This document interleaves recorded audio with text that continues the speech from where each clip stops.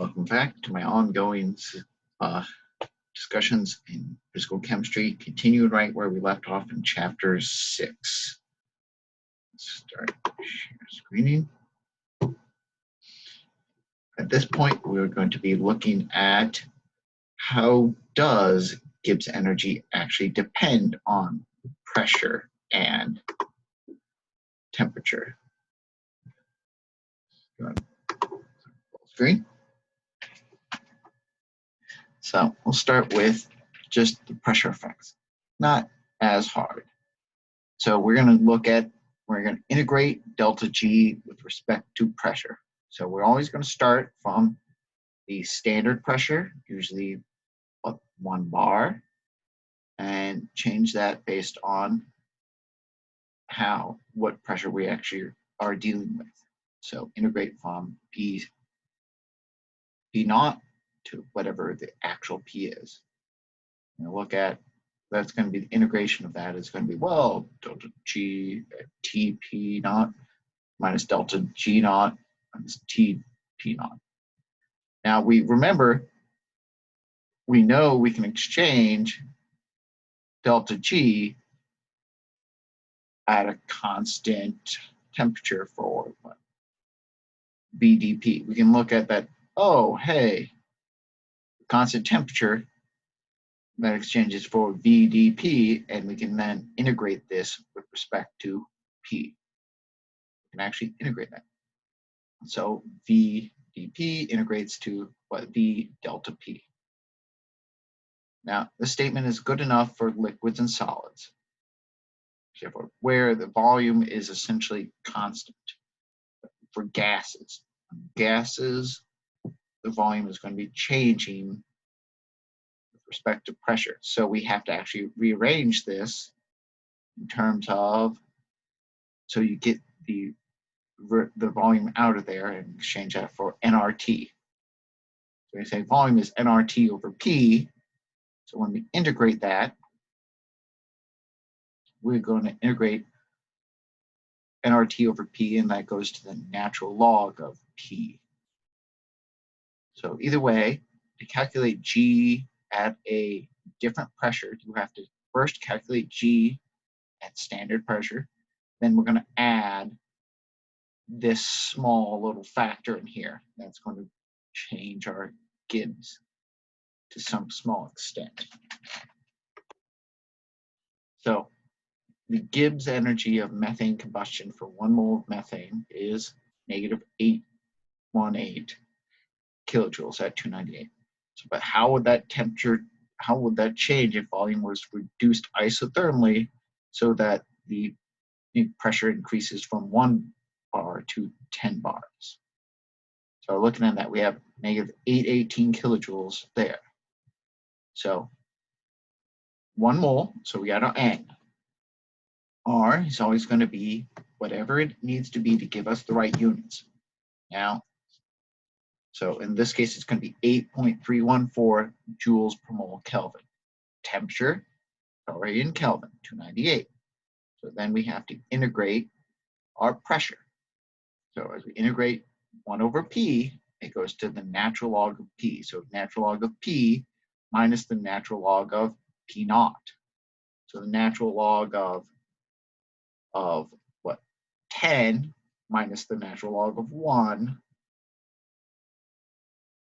Natural log of 1 gives you what? 2.3. So you're going to be multiplying that 2.3 by 1 by 8.314 times 298.15. And that's going to be 5707 joules. But 5707 joules needs to be turned into kilojoules. So it's a factor of reducing the pressure by a factor of, reducing the Gibbs by a factor of 5 kilojoules, close to 6 kilojoules. So not a huge effect, but once again, we're in PE Chem. We have to consider all the effects. If we're in general chemistry, we can ignore that. But in physical chemistry and analytical chemistry, we get into the nitty-gritty of making all of our numbers accurate. So now a few quick notes before we go any further is the conventions of delta G. Now it is more practical to look at our delta G of formation rather than just standard G. Much the same way we will look at delta H rather than just straight up enthalpy. Rather than an absolute enthalpy, we want a relative enthalpy. We'll want a relative Gibbs of formation, not the absolute Gibbs. Because how we state the formation equation, that's saying like if I have it's the individual elements go to form the compound, the Gibbs of formation for pure elements has to be 0. If pure elements are naturally that way, there is no spontaneity to form. They are already there. Remember, delta G is 0 when it's at equilibrium. There is no change. No change to go from A to A. It's already there. However, now here's a big thing that's new and weird. You can make a relative estimate for the Gibbs, the absolute molar Gibbs formation. The molar Gibbs of formation, the absolute one, would be equal to the absolute enthalpy, molar enthalpy, minus the T entropy, molar entropy. Now, because we don't actually know the absolute enthalpy, this number will never be perfect. But since we can make a statement that the absolute molar enthalpy is 0 for pure elements, and everything is relative to that, we can state that our absolute Gibbs molar energy, standard state, will be equal to it will essentially be a function of temperature and entropy for a pure element. So, and because we can say delta G formation is the Gibbs molar energy of the product minus the Gibbs molar energy of the reactants, we can say that the Gibbs molar energy of the product is equal to delta GF minus T times the sum of the entropy of the reactants. Now, in this way, we can actually approximate a conventional molar energy. So if we subtract out the reactants, we can get the molar energy of the products. Now, we're going to look at the temperature dependence of G. It's far more useful to look at temperature dependence of Gibbs over temperature. So I'm going to get out of the screen share and go on to the whiteboard so I can do this proof. And it's going to be a doozy. But okay, so let's see, share screen. Okay. So what we're going to actually look at, I know this is going to be a little weird, but it will make sense a little bit, is we're not going to look at how delta G changes with T, but we're going to look at how delta G over T changes with temperature. Does Gibbs over temperature change with temperature? And so essentially what that can equal to is we factor out the 1 over T from that top part. And so to get delta, how does delta G over delta T? But because we factor that out, we also can consider how about keeping just Gibbs constant. So factor out the G in the other version. You have 1 over T over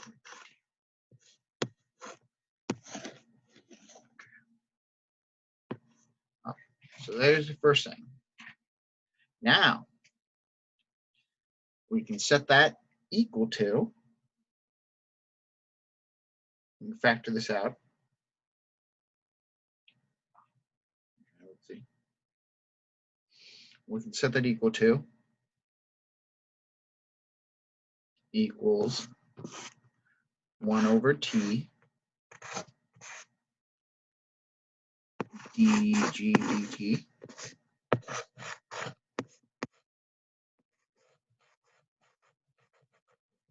My touch screen isn't working as much as I would like it. Okay, there we go.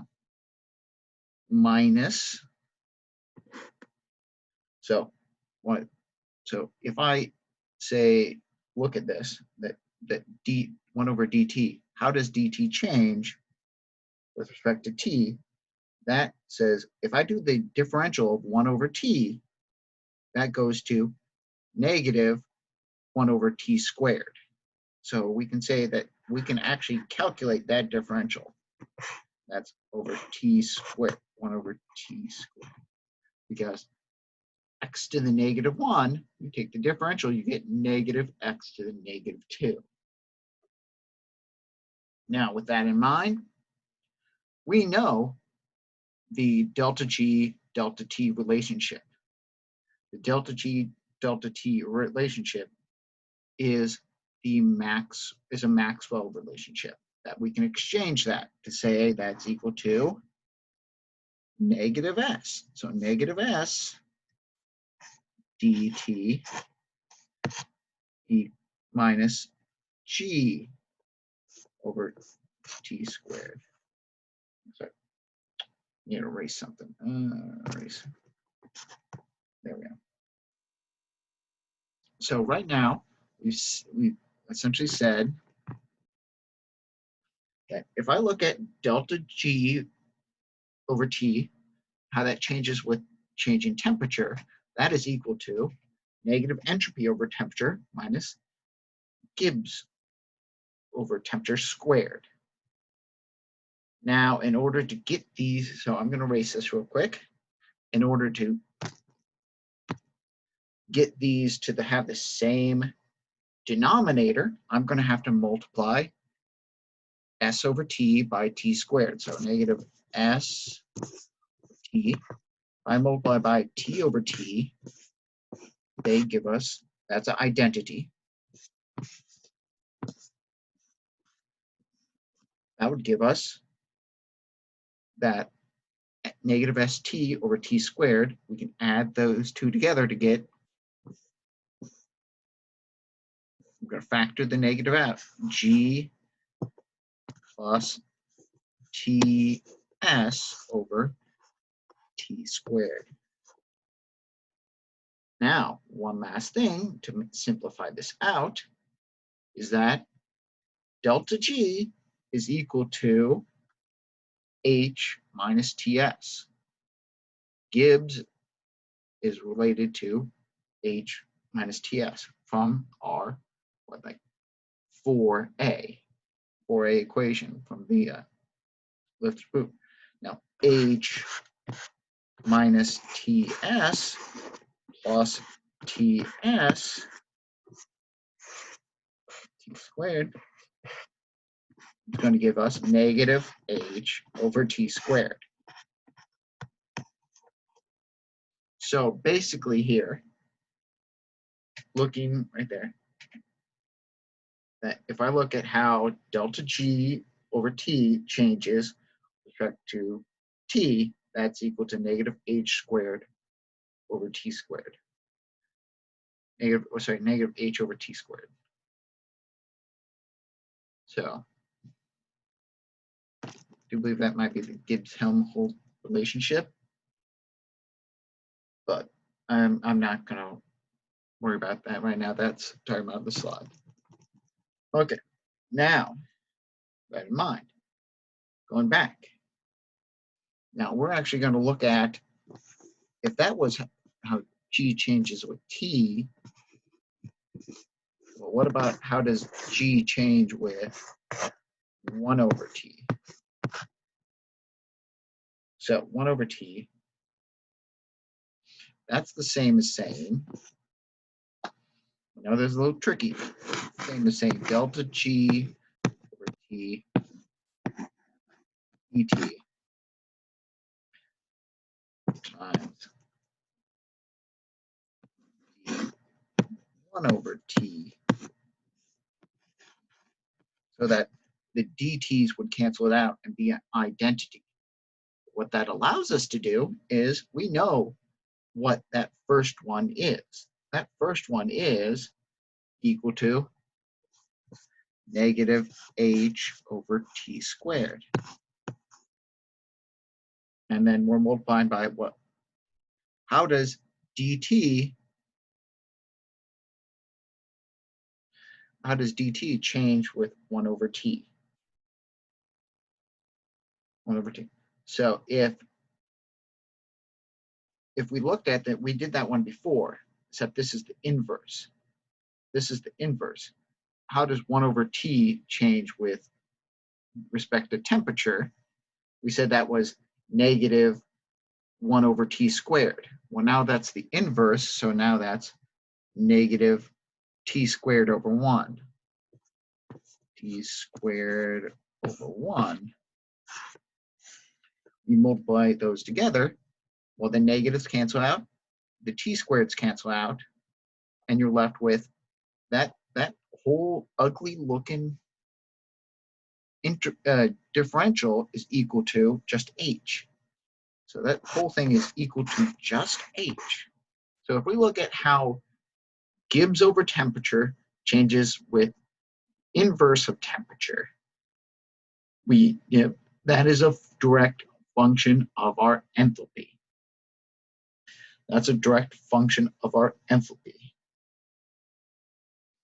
With that in mind, I'm going to just clear everything. And the last step is we're going to say, well, we're going to have to find some use for this.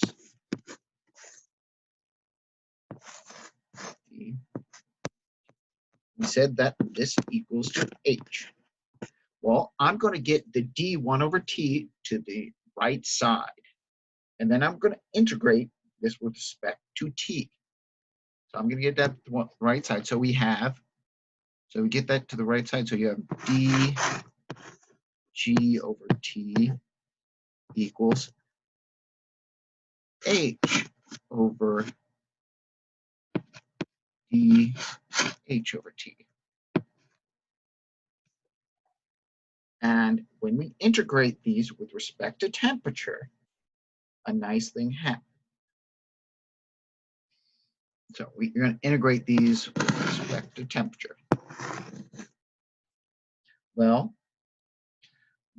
since G is already a function of temperature, we cannot say this. So we get this to G at temperature 2 over temperature 2 minus G at temperature 1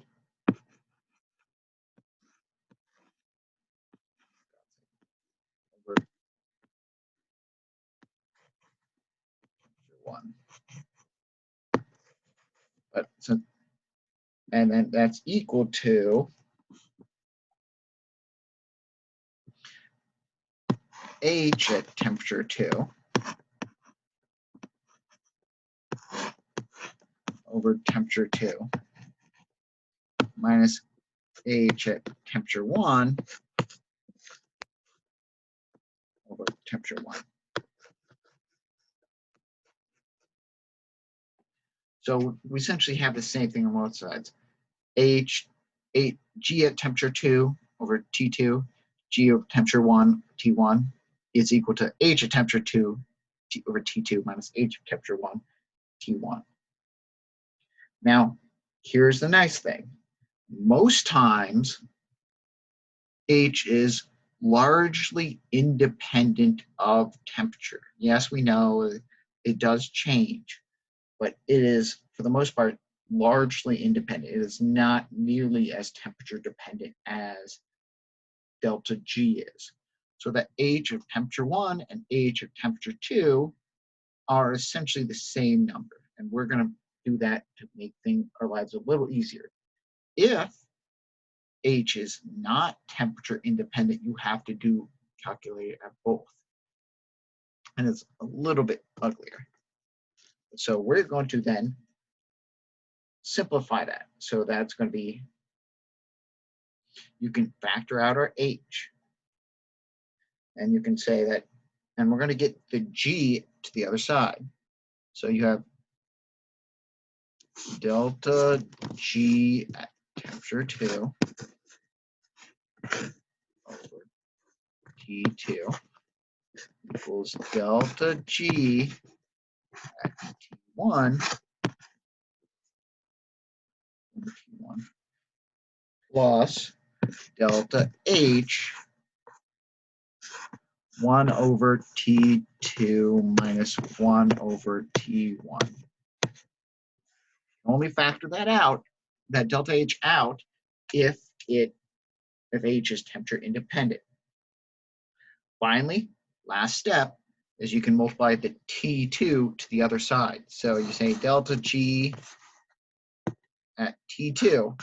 So your delta G at the changed temperature, the higher temperature, the lower temperature, whatever temperature, you have to, I know this is long, but you have to calculate what is your standard Gibbs.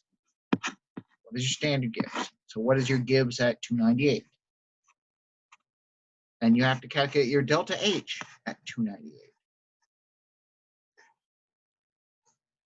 But so if you do that, you can calculate what is your new Gibbs at a different temperature. It's just a function of enthalpy and temperature. So you calculate your Gibbs at temperature 1, you can add them up and figure that out. Find your delta H at temperature 1. So calculate those change, multiply in there.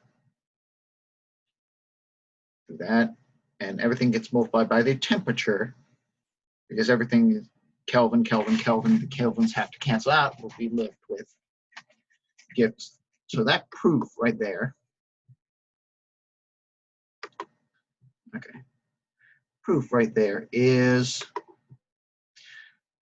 gives us our one equation that we will be using a ton. It's a proof how we get this temp dependent equation. Come on. No, shoot. Well, I'll do it for now. So it's an ugly equation, but it's really not too bad once you get to know it. So what are we looking at this? Looking at the same methane combustion that we looked at on our last equation, talk. How would Gibbs energy change if the combustion was occurring at 373 Kelvin rather than 298? So if it was occurring at 100 degrees Celsius rather than at 25 degrees Celsius. So we have to calculate our delta H, which I think we did that. We have to calculate delta G. I think we did that as well. So you got to remember 819 and 890. So okay. So our 890, we 0.5 times by what? 1 over 373 minus 1 over 298. That's going to result in a change of 0.599. But that seems like a really small change. But you got to remember it's Gibbs divided by temperature as well. So you're going to add that to negative 818 divided by 298.15.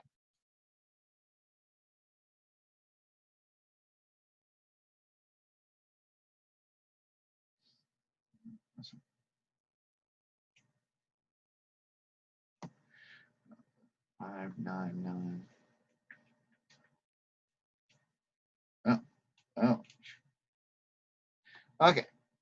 So we added those two things together. And so you get, so right now our delta G over T1 plus our delta H over T2 minus T1 is negative 2.144. And that doesn't really make a whole lot of sense, but then we have to remember to multiply in our temperature, 73. So we get, doing that, it goes to 799, negative 799.8. So what does that mean for methane? That as methane, the temperature increases for the methane, it became less spontaneous. To burn that methane at a higher temperature, you're getting less energy out. It's not going to want to go as easily, which, remembering what we've done in the past, thinking about equilibrium for an exothermic reaction, if you're done at a higher temperature, it would become, Le Chatelier says it would be less product favored, more reactant favored. If it's more reactant favored, be less spontaneous. So at a higher temperature, an exothermic reaction is less spontaneous. And we've just now seen mathematical proof of that fact. So we're going to stop there because the next little bit, we're going to start to get into ongoing reactions. This little math thing right here was just about dealing with Gibbs as a function of temperature and Gibbs as a function of pressure. Now, as we move on, we're going to look at Gibbs as a function of reaction progress. So that's a whole different beast that we're going to have to deal with. So see you again. Keep on trucking.